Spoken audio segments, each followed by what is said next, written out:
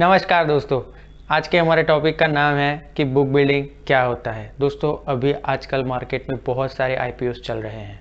हमें आईपीओ में इन्वेस्ट करने से पहले ये जो सारी इंपॉर्टेंट टॉपिक्स होते हैं उनके बारे में जाने बिना इन्वेस्ट नहीं करना चाहिए।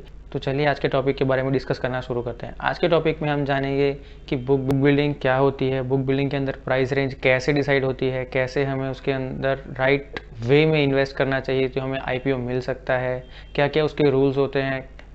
चलिए बिना किसी टाइम को वेस्ट किए शुरू करते हैं। सबसे पहली बात कि बुक बिल्डिंग होती क्या है।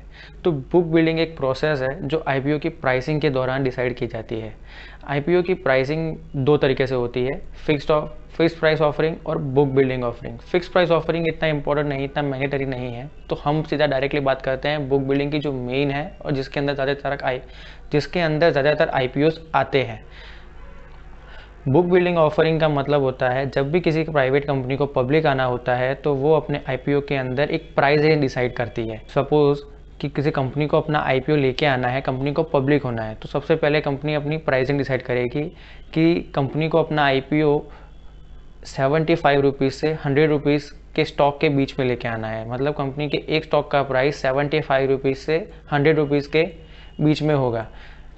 रुपीज़ जो होगा उसको हम फ्लोर प्राइस कहते हैं और जो 100 होता है वो उसको हम सीलिंग प्राइस कहते हैं, या आसान भाषा में हम उसको कट ऑफ प्राइस भी कहते हैं।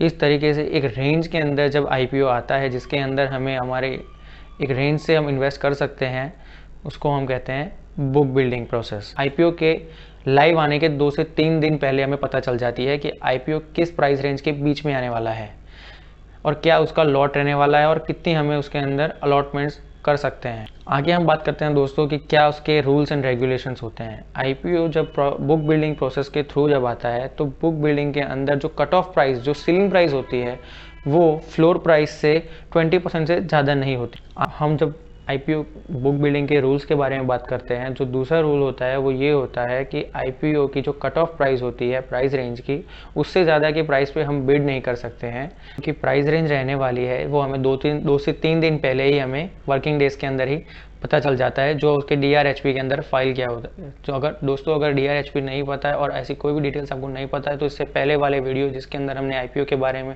डिस्कस किया था उसको आप जाके देख सकते हैं, लिंक उसकी कमेंट बॉक्स की। अब हम बात करते हैं आईपीओ की बुक बिल्डिंग की एग्जाम्पल की। जैसे कि जब भी हमें आईपीओ के अंदर इन्वेस्ट करना होता है और हमें पता होता है कि ये बुक बिल्डिंग प्रोसेस के थ्रू आईपीओ आया है तो हमें कैसे उसके अंदर इन्वेस्ट करना चाहिए। फॉर एग्जांपल, जब आईपीओ स्टार्ट हुआ तो उसकी प्राइस हमें पता चली कि तो अगर आईपीओ ओवर सब्सक्राइब हो रहा है, हमें जितने लॉट लेने हैं उसके लिए हमें जो कट ऑफ प्राइस रखना है वो हमें आईपीओ की सीलिंग प्राइस रखनी है, जिससे हमें आईपीओ की अलॉटमेंट मिल सके। दूसरी बात दोस्तों, बुक बिल्डिंग प्रोसेस के अंदर जो भी इन्वेस्टर्स होते हैं वो फ्रीली प्राइस रेंज के बीच की कोई भी अमाउंट सिलेक्ट कर सकते हैं। जैसे कि अगर 75 से 100 के बीच की है तो अगर इन्वेस्टर चाहे तो वो 80 पे भी बिड कर सकता है, 90 पे भी कर सकता है, एंड अगर वो चाहे तो 100 पे भी कर सकता है। मैक्सिमम केसेस में जब भी आईपीओ ओवर सब्सक्राइब होता है, मैक्सिमम जिस अमाउंट पे बिड की जाती है उसकी सीलिंग प्राइस पे ही होती है। जैसा कि हम बात कर रहे थे कि जब आईपीओ की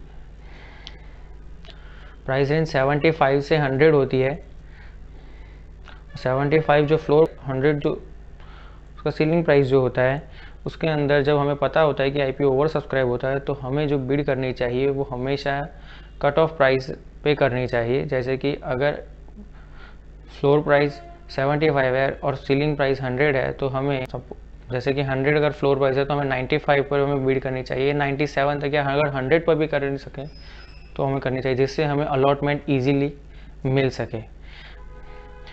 यूजुअली इन्वेस्टर्स जब भी आईपीओ सब्सक्राइब हो रहा होता है तो या तो वो फ्लोर प्राइस पे इन्वेस्ट करते हैं, फ्लोर प्राइस पे बिड करते हैं, जिस वजह से उन्हें अलॉटमेंट नहीं मिल पाती है।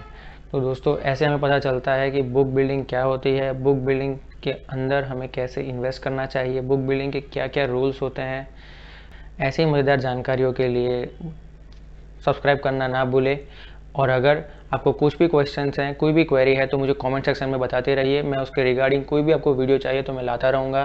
दोस्तों, हम इस चैनल पर स्टॉक्स के कंप्लीट एनालाइज कैसे करते हैं, स्टॉक्स को कैसे ढूंढते हैं, कैसे कंपनीज इतनी बड़ी होती है, कैसे बिजनेसेस को बनाया जाता है, उसके बारे में डिटेल्स में जानेंगे। कैसे स्टॉक मार्केट काम करता है उसके बारे में डिटेल में जानेंगे। तो सब्सक्राइब करना ना भूलें। Thank you very much for watching. जय हिंद।